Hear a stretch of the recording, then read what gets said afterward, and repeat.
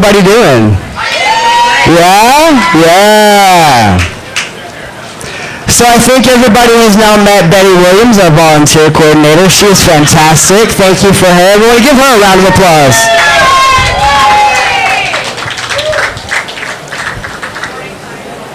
As always, before I get started, I do want to thank Angela Tharp and the Flamingo Cantina for hosting us for all these years.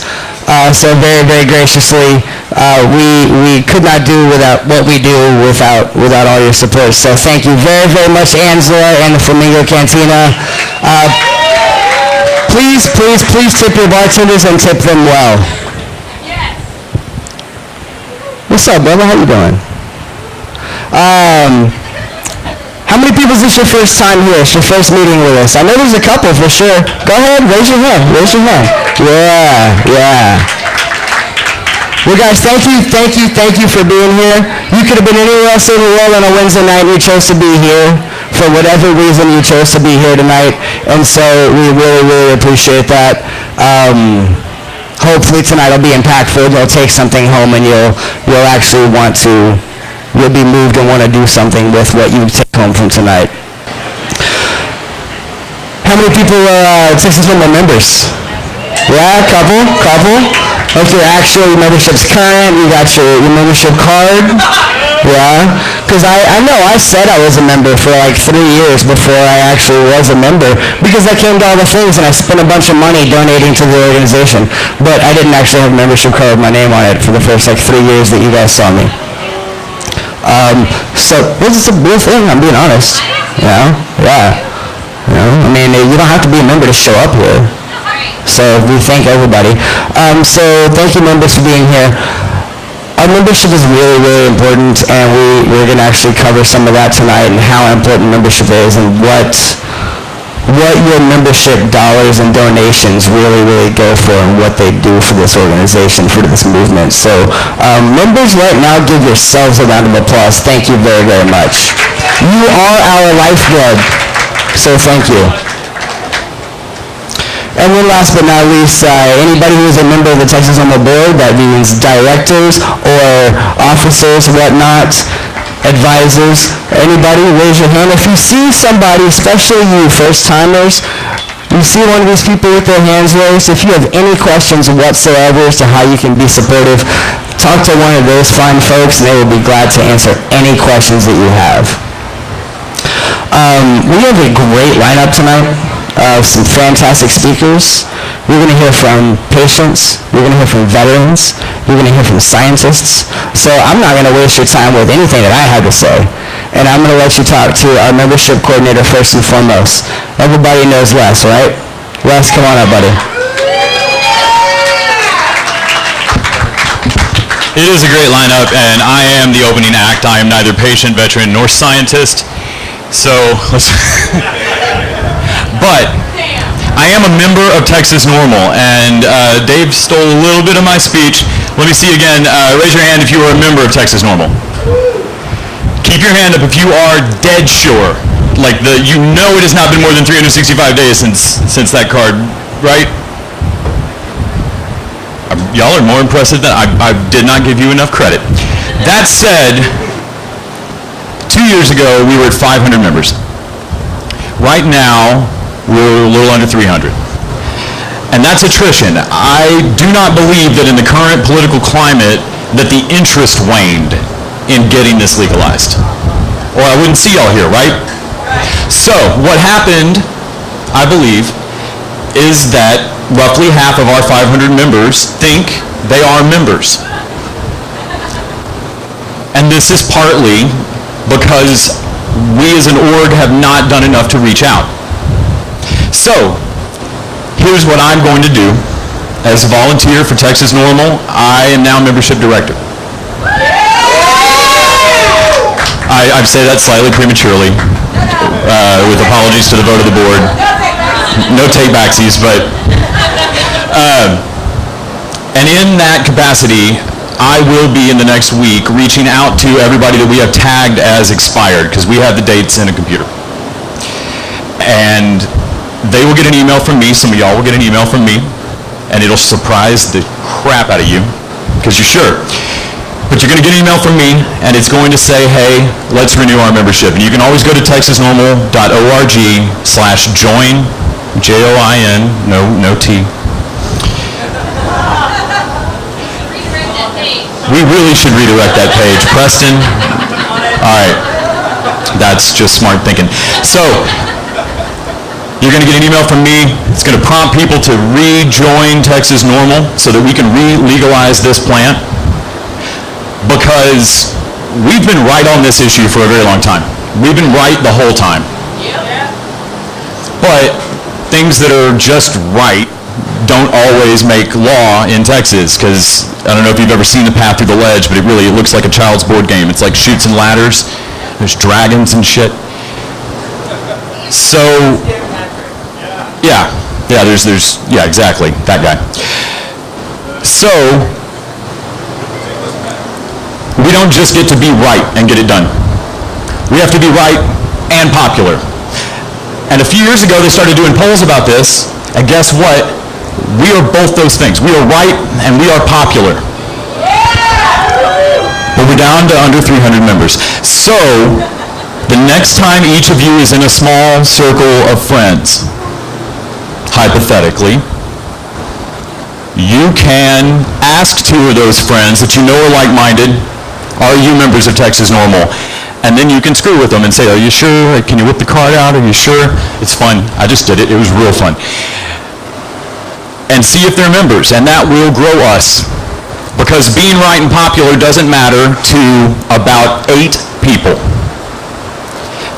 Those people are in positions of power, and we can only change their minds if they really feel like we have pressure behind us. And that pressure means members.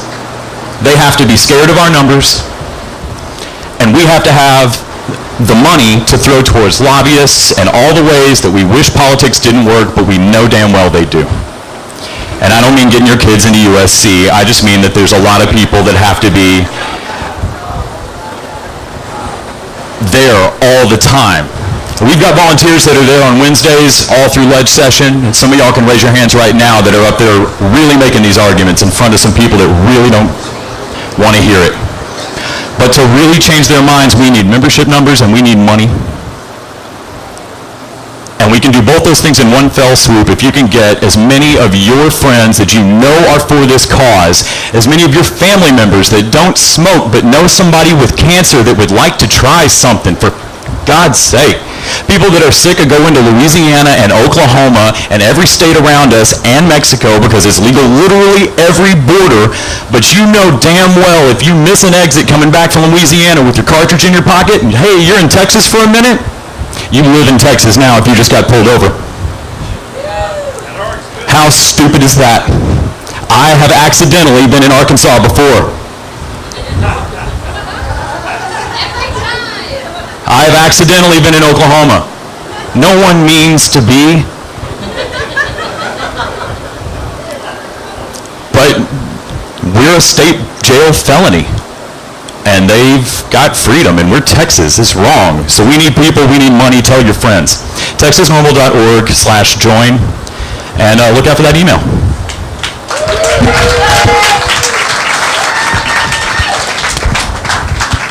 Thank you, brother. How many of you here tonight think we can get that email?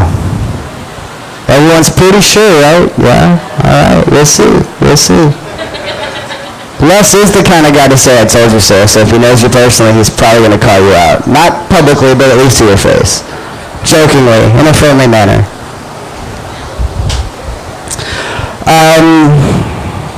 So this past legislative session is now over. And we do not have full recreational legalization of cannabis, so our fight is far from over. We don't even really have medical cannabis, so again, our fight is far from over. We did get an expansion to the Texas Compassionate Use Program, which qualifies a few more qualifying conditions for their slightly stronger than over-the-counter CBD oil. But until we change these stupid laws then Texas patients are going to be left out in the cold. So to talk a little bit more about that, it's always a pleasure for me personally to introduce this person because I'm blessed enough to the fact that she married me. Ladies and gentlemen, our Patient Outreach Director, Akila Winicki.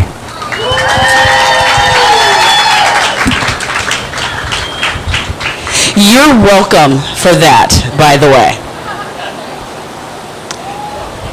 I got these real cool shoes out of it. I don't mean to diminish any hooser doozer. My name is Akila. I am the Patient Outreach Director for Texas NORML. Dave's absolutely right. By a show of hands, my cannabis patients, I appreciate the light in being in each and every one of you. Thank you. Thank you for being here and showing your support, even though I personally feel, full disclosure, we got the shaft, guys. We were very much overlooked this legislative session, and yeah, individually, it hurts. It hurts because as a Texan, as a patient, as a constituent of this community, I'm like-minded in my thoughts. Over 80% of Texans agree that we need access to some sort of medical cannabis program in our state. I feel hurt and disappointed and upset with our legislative process because of Dan Patrick and his ignorance. Oh, down with Dan, y'all. Down with Dan!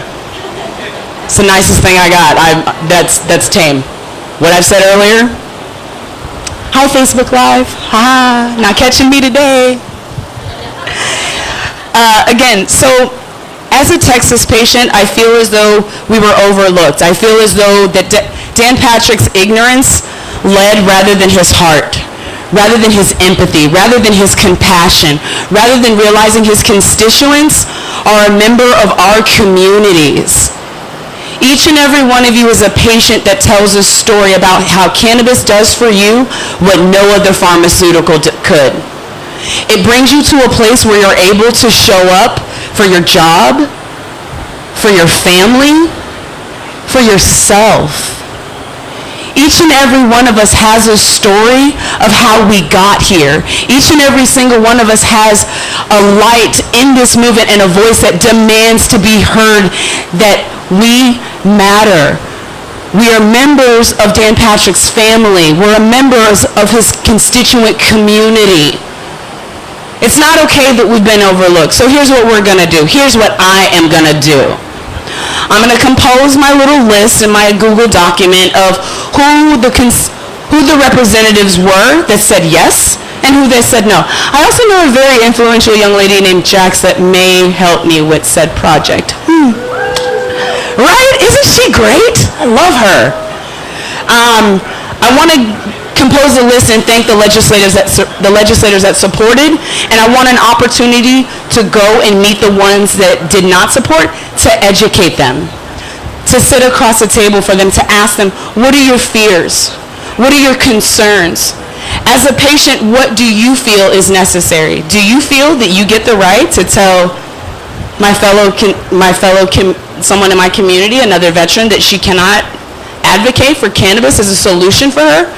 You're going to tell veterans, that patients that were this small? Ladies and gentlemen, I know that you're larger than life. I know that you are larger than life. I know that you are larger than life. I know that you're larger than life. I know that your story demands to be told. Give yourself a round of applause as a patient because your voice demands to be heard.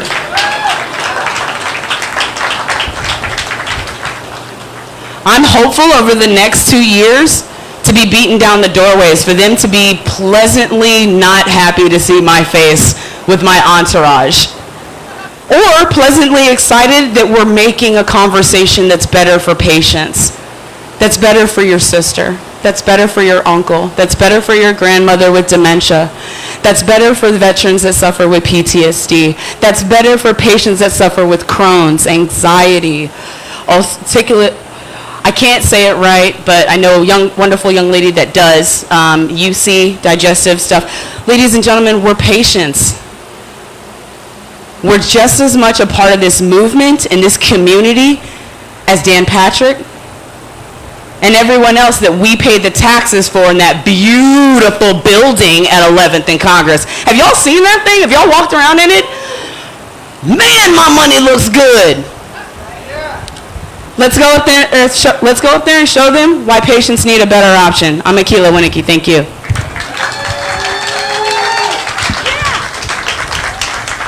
She's right. That is our money, that building. We pay for it. So we have every right to be in there just as much as they do. And they are supposed to listen to us because we pay them.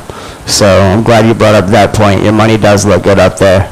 But it can look a lot better once we change some opinions. Are there any veterans in the house? Yeah, I feel like there's a couple. Yeah? Yeah? If I have not personally said this to you already in our lives, I feel like a lot of you I have, some of you I haven't met you. Thank you so very, very, very much for your service. As a civilian, I grew up in a military household. Both of my grandfathers served combat in wars, and that was never my life. That was never going to be my life. So for whatever reason you made that choice to fight and protect this country because people like me wouldn't do it, thank you. Thank you.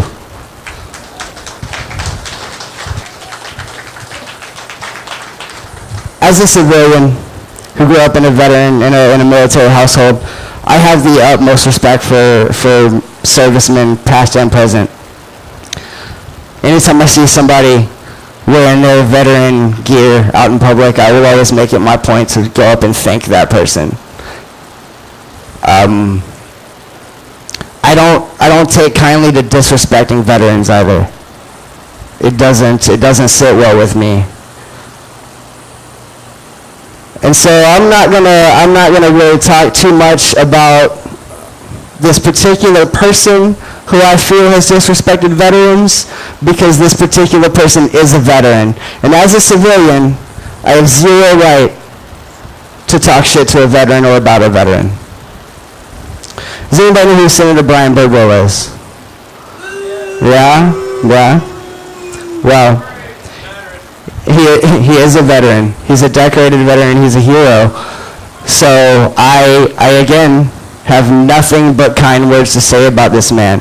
But I know that he disrespected a lot of veterans, and I know a couple of them want to kind of voice their opinion about that tonight.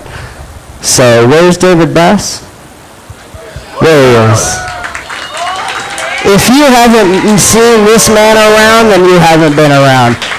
David Bass and I started Texas NORML Board at the same time. Our first meeting was the same meeting. And we came on together, and in the, just what is it, 6 years we've been directors now? 2013. Yeah, 6 years. So in the 6 years, I have made tiny little ripples in a pond here and there, and this man has moved mountains. Ladies and gentlemen, Major David Bass.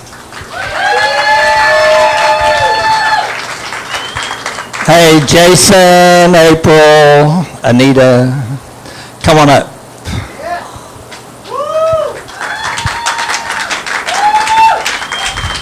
Hey, I'm a veteran, and I have something to say about Lieutenant Colonel retired Brian Birdwell, whose Senate district is the Waco and South Dallas area, which is Senator Birdwell. We're going to work as hard as we possibly can to get you unelected the next time you run for Senate in your district.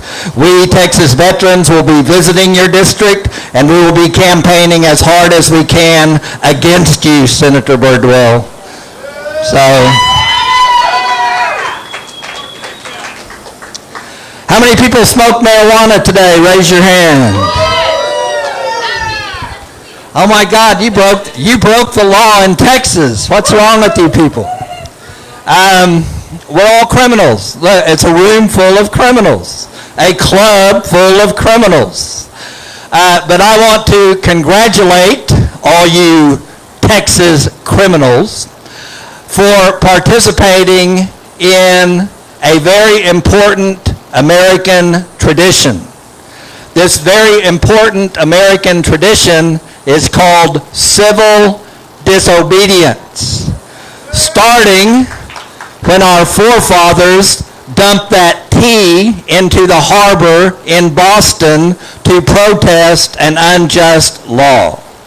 And so we were founded by forefathers who engaged in civil disobedience and refused to obey unjust laws. We refuse to obey the unjust laws in Texas against marijuana, this healing plant that all of us use today. And none of us today went out and became violent. None of us committed any other horrible crimes in Texas. We just used this plant that grows out of the ground. And we are going to continue using that plant regardless of the laws in Texas. Am I correct? And so Texas Veterans for Medical Marijuana has a message for someone tonight. And our message is to Lieutenant Governor Dan Patrick. This is our message to Lieutenant Governor Dan Patrick from Texas Veterans for Medical Marijuana. Are you listening, Dan? Pay attention, man. Here's our message to Dan Patrick. We know, Dan, that you are the most powerful man in the state of Texas, because it is a fact that the Lieutenant Governor's position in Texas is the most powerful political position in our state, even more powerful than the governor, because Dan Patrick demonstrated that power for all of us to see this legislative session. Dan Patrick took House Bill 63 and House Bill 1365, which passed the House with a supermajority. A supermajority, Republicans and Democrats. And that was our great victory. Do not be discouraged. We conquered the House of Representatives of the state of Texas. My first legislative session in 2013, we did not have more than maybe a dozen for sure votes in the Texas House of Representatives for a real medical marijuana program and for a real decriminalization program. But now, Dan Patrick, please take note. We have a supermajority in the Texas House of Representatives who say we need a medical marijuana program in Texas, and they say we need to stop arresting 60,000 Texas citizens every year for possessing marijuana. The Texas House of Representatives has spoken loud and clear, Dan, and you should listen to them, because Dan Patrick, you went against the House of Representatives, you went against your own political party, the Republican Party, who endorsed a medical marijuana program and complete decriminalization to stop arresting people for marijuana in Texas for small amounts. Of those 60,000, 50,000 is an ounce or less. And so here's the message for Dan. We are not going to stop using marijuana in Texas. We're going to keep using it, despite everything you can do against us. You can kill our bills in the Senate like you did this session, but guess what? We're going to be back next session with more people, stronger than ever. We're never going to quit this fight. So, Dan Patrick, you are a loser.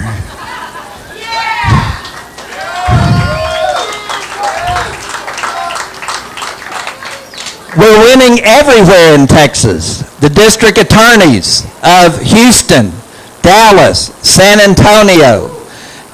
Who else am I missing? Austin. many of the police officers realize that the laws in Texas are unjust, they're antiquated, they're wrong, and they need to be changed. And so because Dan Patrick's standing in the way, people at the local level, the district attorneys, are taking the law into their own hands and saying, I'm not going to arrest these people in my city for possessing small amounts of marijuana. And they're just saying, to heck with you, Dan Patrick. And we appreciate that. So we veterans fought really hard this session, and I'm really proud of our Texas Veterans for Medical Marijuana. I thank you, and I thank Texas NORML for supporting veterans 100%. I want to thank Jack Spinkle, our Executive Director, for supporting veterans 100%.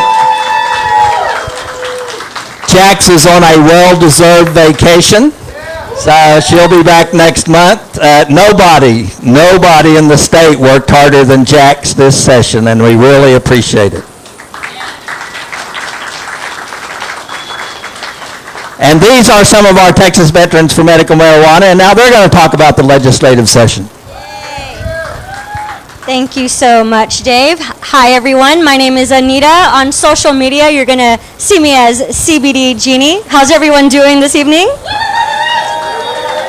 I'm actually glad that there's a lot of new people here because I'm going to change it up a little bit just because now I want to share with you all how it went down for me. I don't normally start off a sentence like this, but it was my first time in the rodeo for my political journey with cannabis. I've never done this before in my life. And I gotta be honest, my first day in the Capitol, lost. Didn't know where I was, didn't know where the rooms were, didn't know where I was going, so it was a little overwhelming, I'm not gonna lie. But just like active duty, and how we have to transition into the civilian world, I want to give a special thanks to Jax Finkel and Heather Fazio because they provided the Patients Lobby Day, the Veterans Lobby Day, the advocacy workshops, the Marijuana Policy Lobby Day. I wasn't just thrown out there and been like, okay, now go figure it out, go talk to these legislatures and, just let them know what's up. It wasn't like that at all. It was actually very educational, very informative. And in fact, I got so comfortable that I ended up testifying for House Bill 1365. Yeah, which is awesome because, again, this is my first time in the rodeo, but I also want to say thank you to all the advocates, the activists, the lobbyists who have been doing this for decades. Because honestly, without them, it's hard to believe, but Texas would be even further behind, if we didn't have people, doing this work prior to this session. And I'm happy, though, that even though this is my first time, just by hearing what people are saying, we've advanced so much from being what I've heard as laughed off, just simply disregarded as if it was just nonsense, when clearly everything that we're trying to educate and preach to everyone is facts. And I love to say science, science, science, because it all is science. From the cultivation, from the lab, all the way to dispensing, it's all a science and understanding how it all works. So another thing that I wanted to say was, during the legislative session, the last week of it, it felt like finals week. Like when you're in school and you got to cram and get everything in, right? Well, that's what it felt like. And there was 3 days in a row that I actually went to the Health and Human Services Committee members' offices. Health and Human Services, right? So that's right up my alley. I'm like, beautiful. I want to educate. I want to share my testimony. And I did. I was able to share my personal testimony the first day. The second day, I was there just for support. I was with my friend Sean Meredith, and we were out there. I supported him for the Coalition of Texans for Disabilities. The third day I was there for support, and I was with my fellow veterans for Texas for Veterans for Medical Marijuana. Because we all, just like Akila said, we all have our own personal story that's so justifiable.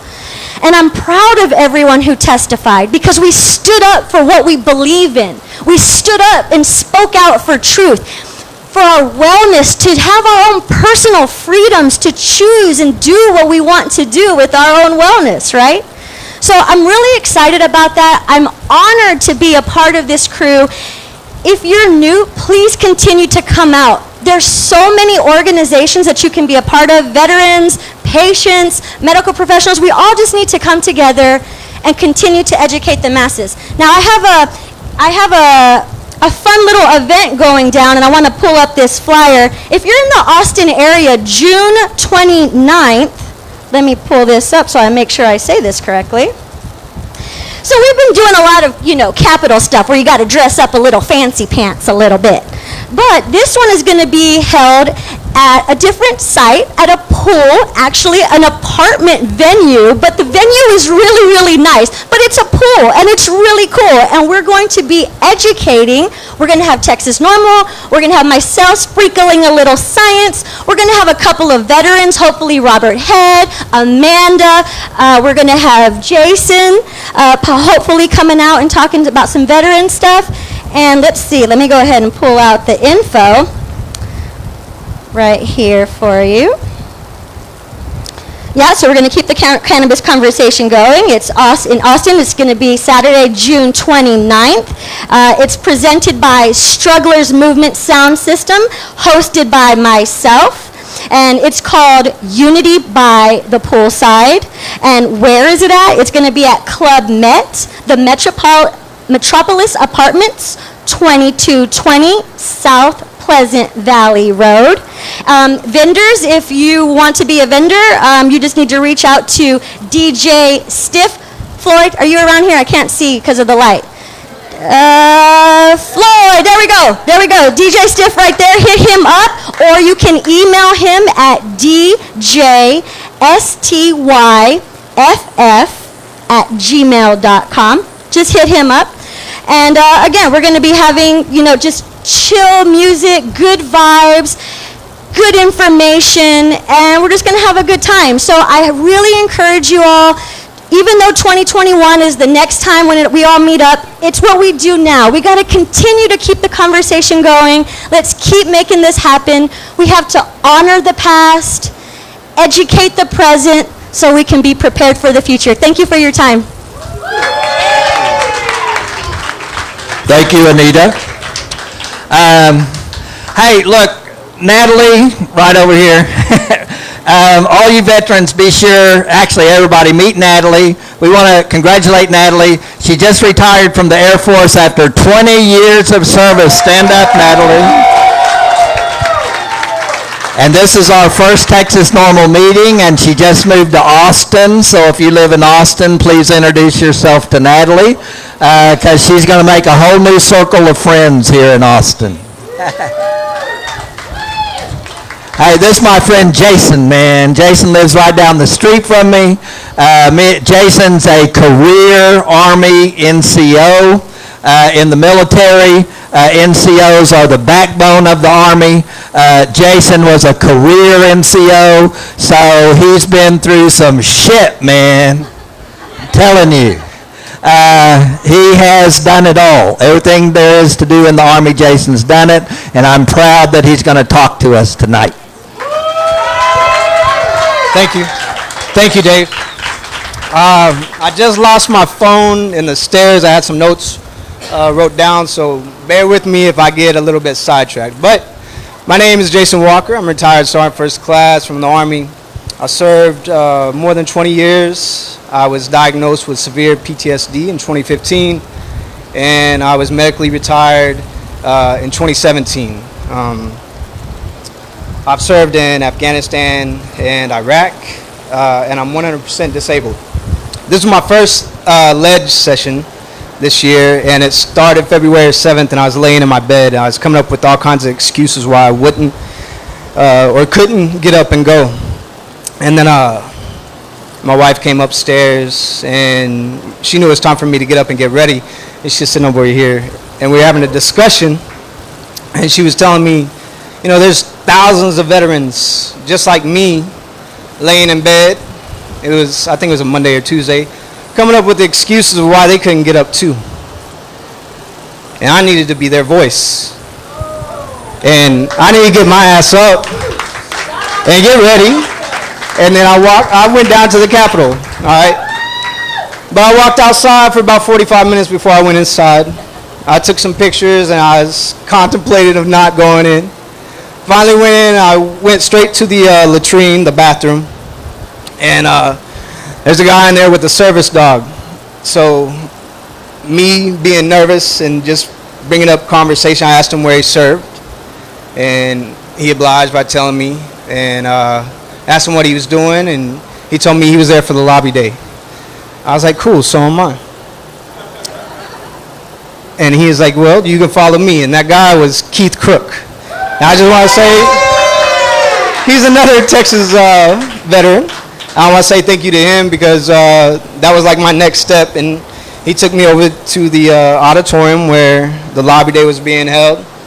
And I met another guy there. His name is Mike. I thanked him today. I don't know where you're at right now, but he kind of calmed me down too while I was there, because I was really nervous. I'm suffering from PTSD, and that was a huge step for me. Just getting out of bed. You know, I just told you the conversation that I was having with my wife, the conversations that are going in my head was way worse. But sat in there with almost 400 people that day. And I looked around, and I felt like I was finally somewhere where I belonged again. Later on, I saw Dave. Dave was in charge of our group. And we had met before, the year before, at the Reggae Fest. And I this is 2018, I think. I told him that I wanted to help the movement, but I couldn't because I wasn't fully retired yet. I was still chasing money in the civilian world, and I thought that was what I needed to do. Anyway, that day we went over to Senator Buckingham's office, and Dave went inside, and he asked if she was available, and she wasn't, but one of her staff members was. She came outside, and that was the first day I ever told my story to a stranger. And I told him why I was there. I told him I was a suicide survivor because the VA had taken away my medication. It was my sleep medication. And that sent me on a downward spiral. I wasn't even here with my support system. I started taking a lot of Klonopin and drinking a lot of alcohol. I became suicidal. And her staff member seemed genuine. She knew the numbers, and then we moved on to Representative Buckley's office, and they weren't available, but one of the aides came out, and I believe Dave told his story, and that was the first time I heard Dave's story. So I was just kind of flirting with it at that point. And then the Veterans Day came along, and then that's where I really felt at home, because I saw all the other veterans that were there, and I started meeting them. I started being accepted by them, and I started seeing that I was not the only one with this condition, and then we all got some of these gremlins going on in our head. And I think that's whenever I decided that I was going to testify for HB 63. And I really didn't even know anybody in the movement, and I told myself I'm going to do that. And I remember bringing my computer down, going to the room. Heather was in there, Heather Fazio. I asked her to read my testimony, and she read it, and then she was like, you know, I don't see how this really goes with decrim. I was like, I don't see how it doesn't. I was like, because it really does, because I could get arrested for using the medicine that's helping me heal. And she agreed, and she's like, yeah, you know what, this is a powerful story. I think you need to tell it. And I had some support from Dave, and it was a long day that day too. And I was prepared because they had told me about it. Christina was there, but that day, that was my first days up at the Capitol, and I wasn't medicated properly. So I was kind of sick, and then I wasn't too. So that first testimony, whenever I testified, I got to read from a piece of paper. That helped me quite a bit, and I got through all of it. And then after that, did a couple more lobby days, and HB 1365, the testimony, or we got to testify for it. And I did. I jumped at the chance. But this time, the head of the committee wanted you to speak from the heart, and he didn't want you to read from a piece of paper. So it was late at night too, and I hadn't medicated too much. I think I was medicating on some indica and some Tiva. But anyway, we got in there, and I started telling my story, and I was, getting facts and things mixed up, and then my time was up, but I didn't stop. I told him, no, you're going to listen to me. I told him that cannabis is what saved me, and this anecdotal evidence that I'm giving you, it really meant something to me. I wanted them to understand that. And I was sitting next to Dave and Keith, and I think some other people that had already testified a couple of times that day, and this is the first time that I testified. But like Dave said, super majority vote, and then that's where it died. And then I was driving back from San Antonio after picking up my wife. I was listening to the debate on the Senate floor for 3703, I think it is. And I caught the ass end of it because I was driving back. I didn't know what was actually going on, and that's whenever Senator Birdwell was speaking. And he said some things that day. He and Senator Campbell said some things that really pissed me off because I'm a combat vet. I'm a suicide survivor. I did everything their way, and it led me to suicide. Let that sink in. I did everything. I was hospitalized 3 times while I was active duty. I took all the prescription pills that they wanted me to take. And then one doctor had the authority to pick one of those pills out of my cocktail that I took. Thank you.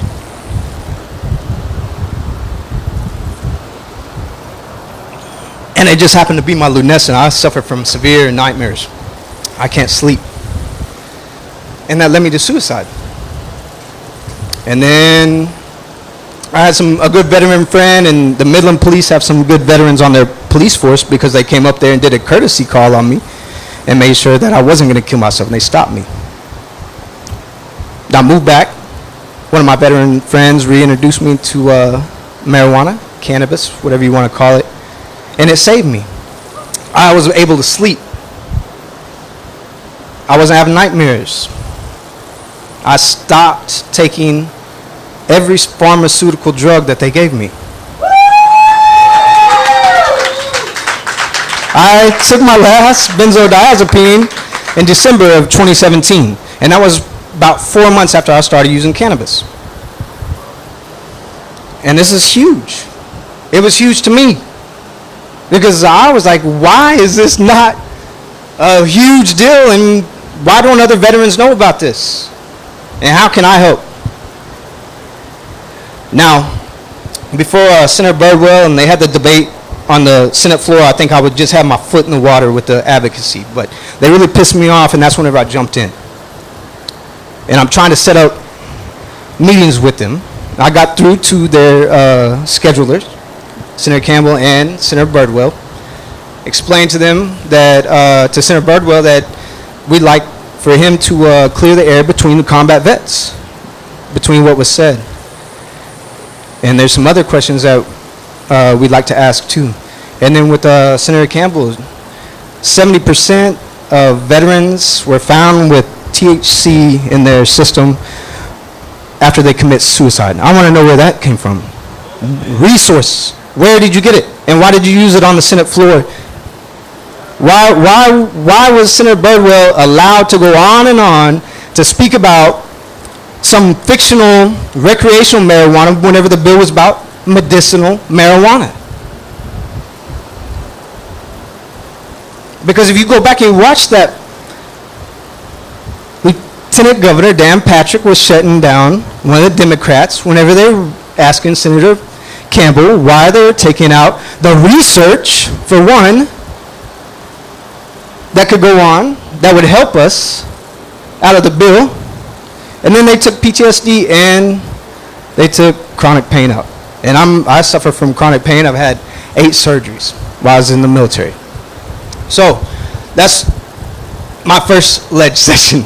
It was pretty busy. I did some, we did some interviews, we did some press conferences and things like that. And I think we're going to be really busy trying to change things. And I hope that we have support from everybody here. Thanks, man. Good job. Good job, man. April.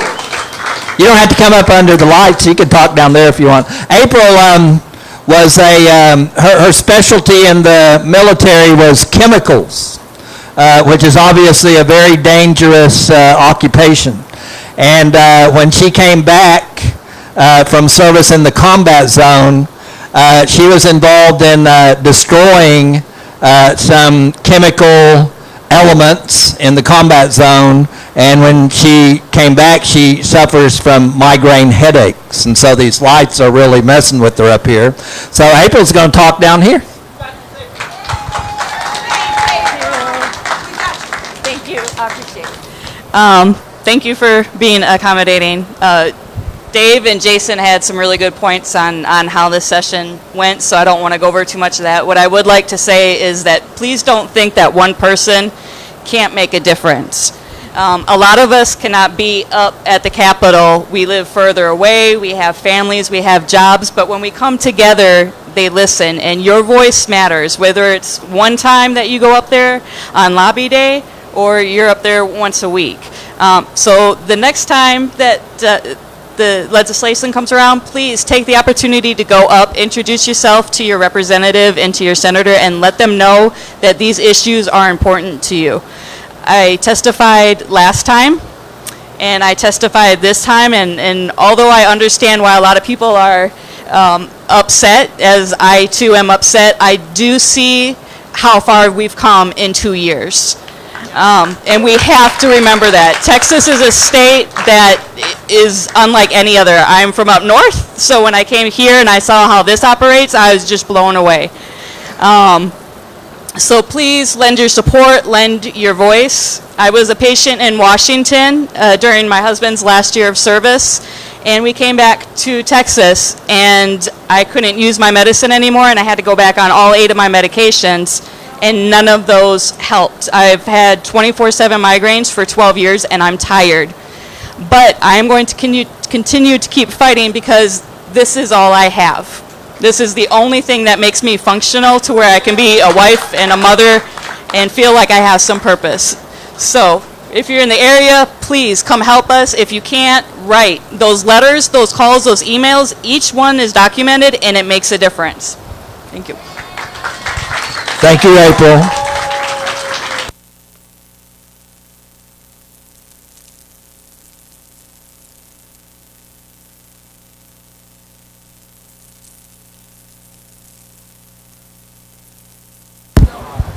All right, so Lieutenant Governor Dan Patrick, you're the most powerful man in the state of Texas, but you cannot stop our plant from growing. Because it's a seed, and God gave us this seed, and you are not more powerful than God, Dan Patrick. We're going to keep putting this seed in the ground. We're going to keep growing this plant. We're going to keep using this plant because God gave it to us. This plant heals us, and no law by man can overcome God's law, and God's law is that he loves us, and he wants us to be well, and he wants us to be happy. So we're going to keep using marijuana. We'll see you in 2 years, Dan. We'll be back. Thank you, Major David Bass. And thank you to each and every one of you veterans for your service, and also those of you who came up and spoke tonight. Wow, how moving. I know, so I know I've seen some things that I wish that I could unsee. Like when I walk into my son's bedroom and I find a plate of what used to be food and something's now growing, I cannot nor do I want to ever, ever, ever imagine what a combat vet wishes they could unsee. So there's a plant that, like David said, grows in the ground, grows in the soil, that does no harm to the user or the people around them, but gives them a better quality of life. How dare anybody deny these veterans of a plant that gives them a better quality of life?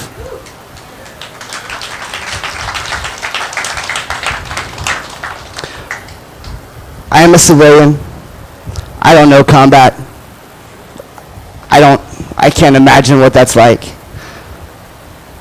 But trust me on this, each and every one of you patients, each and every one of you veterans, I will not stop this fight until every person, man, woman, veteran, patient, Texan, does not matter. Every person has access to this plant. And I'm going to leave you with a quote from a dear friend of mine from DFW NORML, a gentleman named Cameron Pinkerton.